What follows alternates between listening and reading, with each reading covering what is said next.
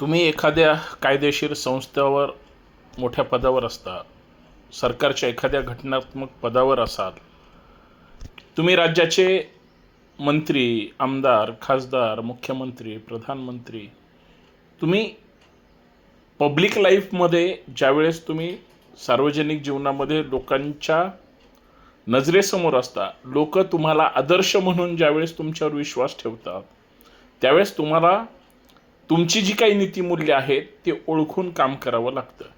तुम्ही जर एखाद्या घटनात्मक पदावर बसल्यानंतर तुम्ही जर भोंदूगिरी करणार असाल, करणी करणार असाल किंवा नारायण नागबळी करणार असाल, भूतपिशाच वगैरे अशा काही कर्मकांड थोतांड अशांना बळकटी देणार असाल, तुमचे नेते तरी तुम्हाला कसं सहन करतील?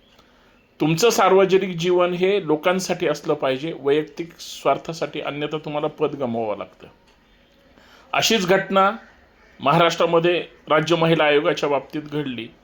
राष्ट्रवादी काँग्रेसचे अध्यक्ष तत्कालीन अजितदादा पवार यांनी प्रफुल्ल पटेल, सुनील तटकरे यांच्या सोबतीनं त्या ठिकाणी नवीन राष्ट्रवादी, जी की जुनंच नाव घेऊन त्यांनी स्थापन केली. रुपाली चाकणकर त्यांच्यासोबत आलेल्या एक महिला नेत्या. खरं तर त्या एक सुशिक्षित आहेत, सावित्रीची लेक म्हणून त्यांच्याकडं पाहिलं जातं. परंतु एक विज्ञानवादी, पुरोगामी विचारधारा असणारा किंवा लोकांमध्ये सांगत असलेले तटकरे, अजित पवार, प्रफुल्ल पटेल हे भोंदूबाबांच्या नादी लागतात, त्यांचा पक्ष नादी लागतो, बरेच नेते मंडळी त्यांच्या पायाजवळ बसतात. हे काही बुद्धीला पटत नाही. आता जे प्रकरण कॅप्टन अशोक खरात नाशिक या भोंदूबाबाच्या निमित्तानं, तो नुसता 500 कोटीचा मालक नाही तर 5000 कोटीचा मालक असू शकतो. आणि याच्या सगळ्या संपत्तीची खरं तर चौकशी होणं अपेक्षित आहे. त्याचं कारण असं आहे, मोठी मोठी नेते मंडळी, रुपाली चाकणकर सारख्या महिला नेत्या ज्यावेळेस सगळ्या नेत्याची मंत्रालयात किंवा सरकारमध्ये ओळख करून देतात आणि सगळे लोक कपाळी तिथला भंडारा लावून किंवा जे काही त्याचं असेल ते लावून ज्यावेळेस त्याच्या संपर्कात असतात, त्यावेळेस पदाचा गैरवापर होतोच.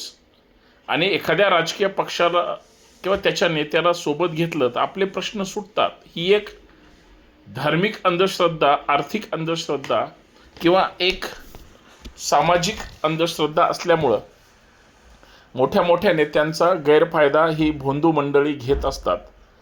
पण ज्यावेळेस तुम्ही त्यांना गुरु मानता आणि तो जर स्त्रीलंपट असेल, तो जर व्याभिचारी असेल, तो जर अश्लील चाळे करत असतील, तर तुम्हाला या गोष्टी माहीत असायलाच पाहिजेत.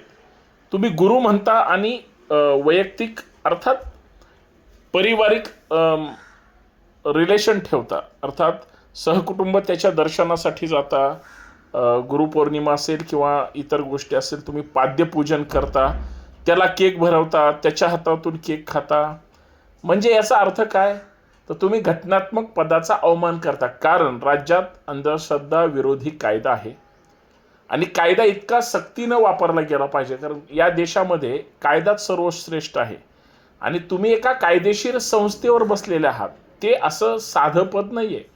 तुम्ही तुमच्या पार्टीचं पद नाही उपभोगत, तर तुम्ही जनतेच्या हितासाठी, त्या जनता कोण? फक्त आणि फक्त महिला.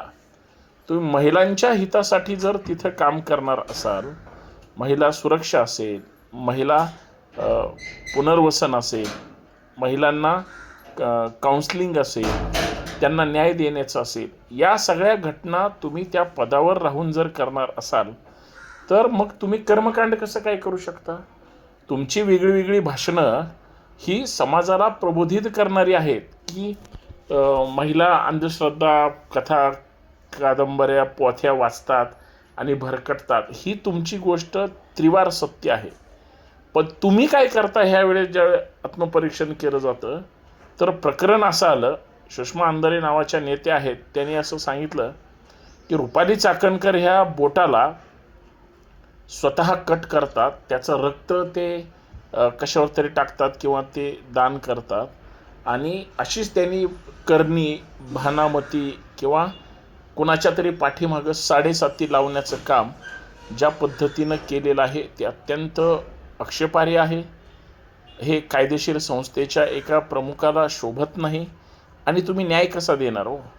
तुम्ही जर एखाद्या भोंदूगिरीच्या आश्रयाला जात असाल, एक महादेवाचं मंदिर आणि एक ट्रस्ट, त्याची संपत्ती फक्त सांगितली 500 कोटी, त्याच्यात प्रॉपर्टीवर सुद्धा बऱ्याच राजकीय नेत्यांचा डोळा असू शकतो.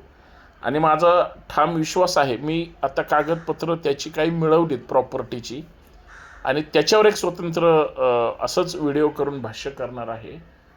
तर बऱ्याच नेत्यांची प्रॉपर्टी त्याच्या चरणी आहे, त्याच्या नावावर आहे, आणि ते नवं जुनं करून परत हा त्या पुढाऱ्यांची संपत्ती वाचवणार, असा बराच प्रकार आहे. आणि त्याच्यासाठी रुपाली चाकणकर ह्या एक सुशिक्षित प्रभावी नेतृत्व असणाऱ्या जर महिला त्यासाठी इनिशिएटिव्ह घेत असतील, महिलांना न्याय कोण देणार? ज्या या बलात्कारी पुरुषाने 58 महिलांना म्हणजे संभोगाचं किंवा त्या अश्लील चाळ्याचं किंवा घाणेरड्या वृत्तीचं शिकार बनवलं असेल, तर महिला आयोगाच्या अध्यक्षा ह्या त्या 58 महिलांना, जे फक्त व्हिडिओ रेकॉर्ड आहेत म्हणून 58 बोललं जातं, त्यांना न्याय देतील का? उत्तर आहे नाही. त्याचं कारण असं आहे, तो गुरुमाऊली आहे. रुपाली चाकणकर इतक्या आक्षेपार्ह बोलल्या म्हणजे विठ्ठलाची सुद्धा यांनी बदनामी केली. त्या म्हणतात, ज्यांना आषाढीला दर्शनाला गेल्यावर मंदिराच्या गाभाऱ्यातला विठ्ठलाचं दर्शन जर झालं नसेल, तर तुम्ही इथं या सिन्नरला आणि ह्या गुरुमाऊलीचं प्रति विठ्ठल म्हणून तुम्ही दर्शन घ्या. म्हणजे ह्याची पात्रता आहे का त्या अशोक खरातची? म्हणजे बायकांच्या तावडीत जर हा सापडला तर पायतानाने मार खाईल हा, आणि याच्यासाठी तुम्ही प्रति विठ्ठल म्हणताय. म्हणजे हा त्या हजारो करोडो वारकऱ्यांच्या विठ्ठलाचा अवमान आहे. हे कळत नाही का यांना? तर याचे सगळे परिणाम आणि याच्या सगळ्या जे काही कांड आहे या खरातचं, याच्या त्या सहभागी आहेत का? बरीच लोक म्हणतात असतील, कारण त्यांचं नाव वापरून त्यांनी ट्रस्टवर ह्या ट्रस्टी आणि हजारो कोटी रुपयाची माया जमवली. मग याला संरक्षण कुणी दिलं? याची हिंमत कशी काय वाढली? फक्त 58च महिला आहेत का? कमीत कमी 200 महिला असतील. आणि बऱ्याच असं बोललं जाते, मोठ्या मोठ्या अधिकाऱ्यांच्या, पुढाऱ्यांच्या, नेत्यांच्या महिलासुद्धा याच्याकडं पवित्र होण्यासाठी येतात. अजून विषय भयंकर आहे. आपण करणीबद्दल चर्चा करतो आणि मग बोटाचं कट करून घेणं किंवा बोटाला त्या पद्धतीनं बांधून ठेवणं. मला तर मी काही फोटो असे पाहिलेत, त्या सुनील तटकरेंचं पण बोट कट झालेलं आहे. म्हणजे हे पण नादी लागले होते का? बरं, काल रुपाली चाकणकर राजीनामा देताना एक शब्द त्यांनी वापरला की इतर राजकीय नेतेसुद्धा तिथं जाऊन त्यांचे फोटो सगळीकडं व्हायरल झालेले असताना सुद्धा मलाच सॉफ्ट टार्गेट म्हणून टार्गेट केलं. काय संबंध नाही सॉफ्ट टार्गेट म्हणून हे करायचा. तुम्ही त्या अधिकार संस्थेवर आहात, कायदेशीर संस्थेवर तुम्ही प्रमुख होता म्हणून. आता राहिला राजकीय इतर पण नेत्यांचा, एकनाथ शिंदे असतील, श्रीकांत शिंदे असतील, केसरकर असतील, चंद्रकांतदादा पाटील असतील, ही सगळी मंडळी त्याच्यामध्ये दिसतात. ते भेटले, पुरुषांनी भेटणं किंवा पुढाऱ्यांनी भेटणं, पण तुम्ही पाद्यपूजन करणं, तुम्ही केक भरवणं, तुम्ही छत्री धरून उभे राहणं, म्हणजे याची काही लायकी तरी आहे का हो? म्हणजे महिला आयोगाच्या सन्माननीय अध्यक्षाने एका भोंदू बाबाला ऊन आणि पावसापासून संरक्षण म्हणून जर ती छत्री धरली असेल, फार मोठं दुर्दैव आहे. आणि हा शुद्ध या भोंदूगिरी करणाऱ्या अशोक खरातचा हलकटपणा आहे. बघा यांचं बोट, यांच्या बोटाला जर त्या जखमा असतील आणि वारंवार बऱ्याच फोटोमध्ये असतील, तर ह्या करणी भानामती त्या अजितदादा पवारांच्या बंगल्याच्या तिथं जी काही करणी वगैरे केली, आता त्यांची लोक संशय घ्यायला लागले. सुनील तटकरे असतील किंवा प्रफुल्ल पटेल असेल किंवा रुपाली चाकणकर असतील, की याच लोकांनी मिळून ह्या भोंदू बाबाला म्हणजे काही चांगलं वाईट केलं का काय? म्हणजे हे भयानक आहे. आणि अशा करणीचे प्रकार हे महाराष्ट्राच्या अंधश्रद्धा विरोधी कायद्याला खरं तर शोभणारं नाही. आणि सुनेत्राताई पवार ह्या त्यांच्या राष्ट्रीय नेत्या आहेत पक्षाच्या, जबाबदार महिला आहेत ते अशा बंधुगिरीला अजिबात थारा देणार नाहीत म्हणून राजीनामा घेतला. पण बऱ्याच आत्ता काही 2-3 महिला नेता बोलतात त्याच्यापैकी ते असं म्हणतात की यांना सहआरोपी करा. कारण अजितदादांचं जे काय झालंय मंत्रिपदासाठी किंवा इतरसाठी जे काही लांगोल चालन केलं जातं हे सगळ्या गोष्टी महाराष्ट्रासमोर आल्या पाहिजेत. आणि सुशिक्षित महिलांनी असं करणं म्हणजे पुरोगामित्वाला अक्षरशः लाज वाटेल अशी परिस्थिती झाली. काय आमच्या जिजाऊ, काय आमच्या सावित्री, काय आमच्या अहिल्या, काय आमच्या रमाई.